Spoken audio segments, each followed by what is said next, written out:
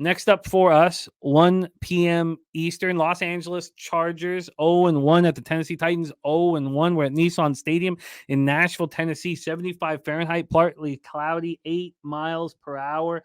Let's get right into the line history here for this one. Sitting here with the Titans at the same number that we got them last week at +3 at -106. That's exactly where it opened. But there was movement.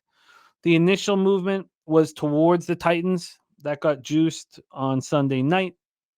Then on Monday, there was a big move on the Chargers. They got up to -118. We're right back where we started. That circle is just.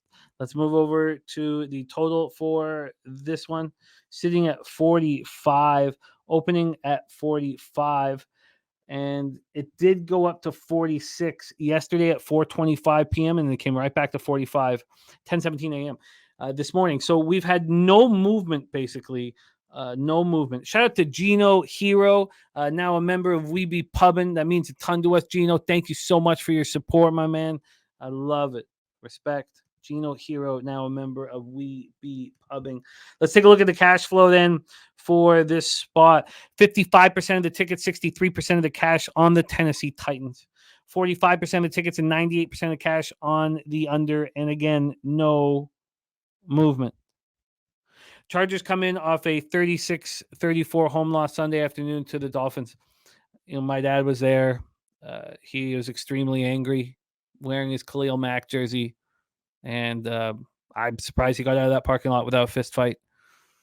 I've seen him have fist fights at football games before, and I am surprised he got out of there. He was angry. Chargers closed as 3-point favorites in the loss. The offense looked strong, but their defense was abysmal. I did not foresee that healthy defense coming in. I just didn't expect them to be that horrific. Justin Herbert looked good, 23 of 33 for 228 yards, 1 touchdown. He didn't try to do too much. He ran 5 times for 18 yards. Keenan Allen, Mike Williams, both healthy. Allen caught 6 for 76. Williams caught 4 for 45. Austin Eckler, I mean, the guy was just all over the field. Ran 16 times for 117 yards and a touchdown, caught 4 for 47. Then Joshua Kelly comes in, and he's a beast. He runs 16 times for 91 yards and a touchdown. They rushed for 234 yards, 3 touchdowns. That's the 4th time since the team moved to LA in 2017 that has exceeded 200 yards on the ground. The pass defense was atrocious. Tua was able to get whatever he wanted. The Dolphins had 536 total yards, with 466 of them through the air. The Chargers allowed 30 first downs, with 23 of them through the air. The 466 passing yards were the most ever allowed by the Chargers. They could get no pressure on Tua, Bosa, and Khalil Mack. They combined for 0 sacks and 0 quarterback hits. Only defender who hit Tua was Joseph Day. He did it twice. 0 sacks as a team. Just 3 tackles for a loss. J.C. Jackson did get a pick. Look, this is a tricky spot, but the Titans, while they're healthy, I do think should be backed. We backed them in week 1, and Vrabel did it for us by kicking that field goal, which I don't know really why. I mean, he explained it. He trusts his defense. He needed his defense to make a stop, but that was a questionable coaching decision. That was an old-fashioned coaching decision. Tannehill looked horrible. 34-year-old Tannehill, 16 of 34, 198 yards, 3 interceptions. He couldn't get the job done when they needed it most. 2 of 12 on 3rd down, 0 of 3 in the red zone. Hopkins, 7 catches for 65 yards. Nick Westbrook Akine had 4 catches for 58 yards. Derrick Henry, people are saying that they were, thought he had a bad game. I mean, he ran 15 times for 63 yards, caught 2 passes for 56 yards. I thought it was a pretty strong game. The defense kept them in it, held the Saints to just 1 of 4 in the red zone. Arden Key looked great in his first game as a Titan. 4 tackles, 1.5 sacks, 2 quarterback hits. Denico Autry was a menace all over the field. 5 tackles, 1.5 sacks, 4 quarterback hits. Amani Hooker had an interception. Can you bring some clarity? Is there action that you want? I lost on the Chargers -3. I also lost in the Cappers contest at Pub Sports Radio with them. I did not foresee their defense being such trash. If you had told me they were going to put up 34 points, I would say, well, at least I cashed. Take it away, Troy. Floor is yours. There's a lot to touch on with this game, but yeah, you're right. I was on them too. Had him in the cappers contest, had him -2.5 pregame, got it before it got to 3, felt good about it. Came down to the wire, but they didn't cover. So what good was that? And are the Titans just +3 every week? I mean, how often you look at this team and they're 3.5 to 2.5? I mean, it's pretty much every damn game. So this is right where they're comfortable too, right? I had to adjust the Chargers in my power rankings down, unfortunately. I know I got futures on them. I'm not giving up hope yet, but the way they're being coached defensively just makes no sense to me. I'm going to touch on that. Obviously, the Chargers, I expected them to be good offensively, but I was very surprised at how good they were offensively, being able to run the ball the way they did versus Dolphins team who was very good against the run in prior years. They ranked 4th last year against the run, and the Chargers just pounded the rock, just ran it down their throat, and they couldn't really do nothing about it. We finally seen some explosive plays out of the Chargers, which we didn't see in 2022 with that bullshit check down, extended running game, screens, and short passes, dink and dunk. That was annoying, but we didn't see a lot of that. Offensively, all the pieces are there. No concerns. Defensively is a completely different story. Graded out to be the worst team in the NFL defensively through week 1.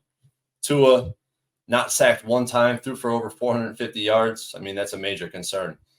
And the Tua quote, I don't know if you heard something about Tua saying something about watching film, and they did exactly what they did on film. So it was very easy for him to stay in his rhythm, stay in his flow, understood what he was looking at, and was able to break it down. I mean, he destroyed them.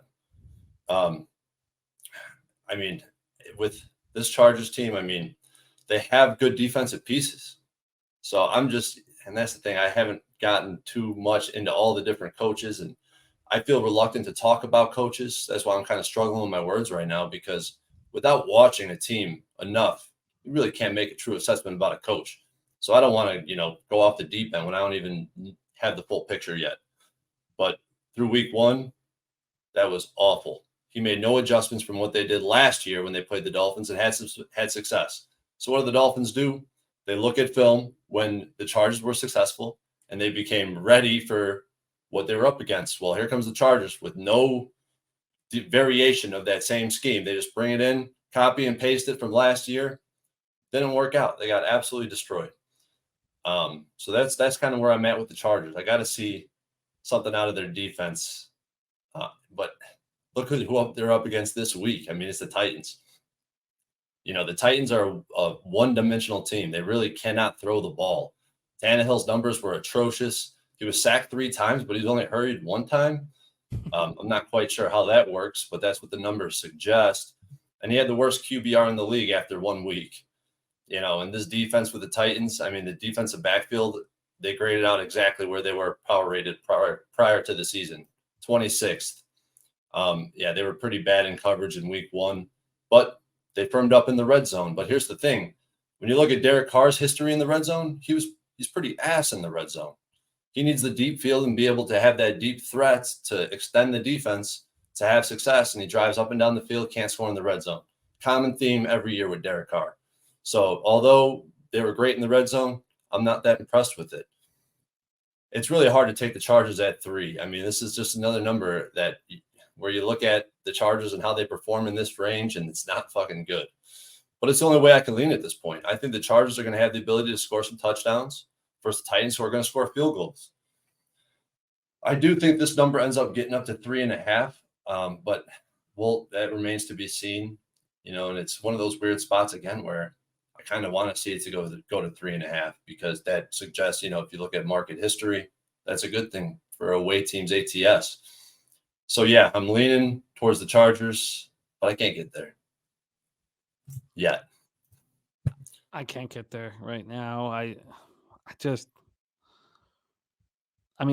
Birdie nailed it. No Armstead, and the Chargers got no pressure. I mean, how I don't what. I mean, Bosa and Khalil Mack, 0 sacks, 0 quarterback hits. I combined, it was. I don't know why I expected something different this year, and there's, it's just one game, but I certainly, I like your idea that the Chargers are going to put up touchdowns and the Titans are going to put up field goals. the issue with the Titans was that number one run DVOA last year, and is that going to shut down, what the Chargers did on Sunday? I mean, they put up 234 yards on the ground with Eckler and Kelly. In fact, Cat Ninja says fade the Bolts as a fave. And what are you gonna say, my man?